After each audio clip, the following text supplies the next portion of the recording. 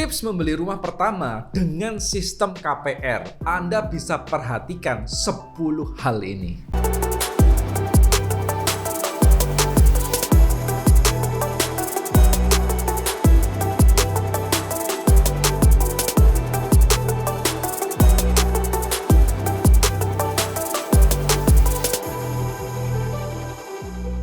Jadi, proses mencari hunian bagi mereka yang baru pertama kali membeli rumah bisa memakan waktu yang panjang.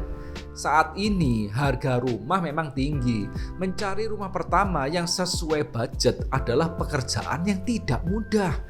Pada first time buyer seringkali gagal pada saat mengajukan KPR. Akibat sulit prosesnya yang dilalui, padahal membeli rumah pertama bukan hal yang mustahil untuk diwujudkan, apalagi kalau Anda mengetahui tipsnya. Jadi, sebelum membeli rumah pertama, ada baiknya memahami seluk-beluk sistem KPR. Dengan mengetahui seluk-beluknya, semua yang diperlukan untuk mengajukan aplikasi KPR bisa disiapkan dengan matang. Nah, berikut beberapa tips yang bisa diterapkan saat Anda akan membeli rumah pertama dengan sistem KPR.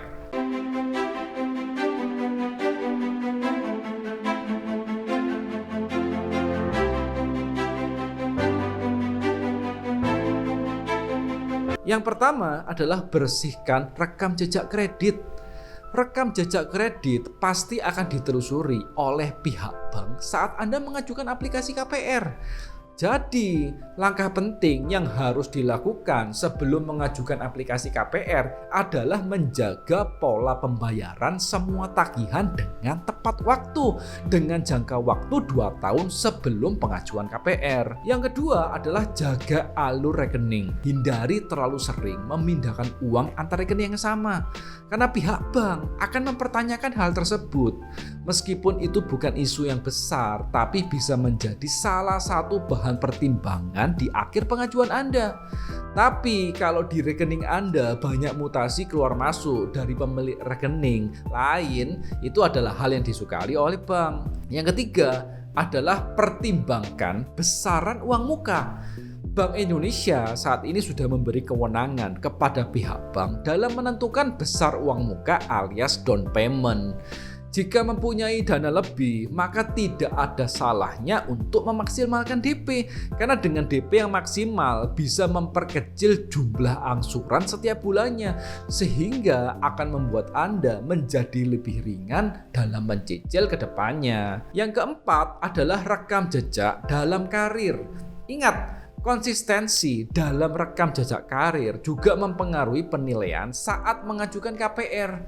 Nah, untuk memperbesar peluang pengajuan KPR diterima, setidaknya Anda sudah bekerja selama 2 tahun di suatu perusahaan. Sering berpindah kerja dengan status karyawan yang tidak menentu bisa memperkecil peluang tersebut. Yang kelima adalah kenali kondisi keuangan.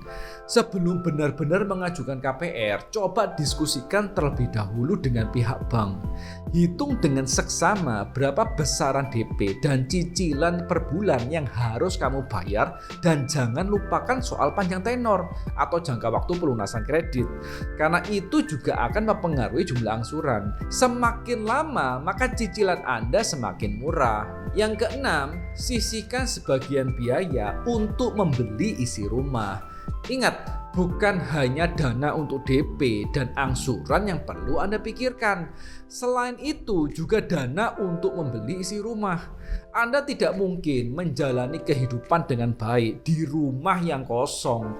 Jadi, jangan lupa sisihkan dana untuk persiapan membeli perabotan. Tapi prioritaskan untuk membeli isi rumah yang sangat diperlukan. Dan akan lebih baik jika Anda membuat daftar listnya terlebih dahulu. Yang ketujuh, survei lingkungan rumah. Jika Anda sudah mencari hunian secara online, kemudian Anda menemukan pilihan yang cocok, maka langkah selanjutnya adalah survei. Saat melakukan survei, berarti Anda harus turun langsung ke lapangan untuk mengamati dan mempelajari lingkungan rumah. Perhatikan seperti apa tempat tinggal Anda, tetangga Anda, dan lingkungan yang lainnya agar Anda lebih mudah beradaptasi ke depannya. Yang kedelapan, pilih rumah yang sesuai dengan kebutuhan. Jadi, siapa sih yang tidak ingin tinggal di rumah yang besar dan bagus? Itu adalah impian setiap orang. Namun, saat membeli rumah dengan sistem KPR tentu akan lebih bijaksana apabila memilih yang sesuai kebutuhan dan budget Anda. Jangan sampai Anda memaksakan membeli rumah yang besar dengan cicilan yang mahal di luar budget Anda, karena itu akan membuat Anda menjadi stres dan memiliki resiko untuk kredit macet. Yang kesembilan, baca kontrak dengan cermat.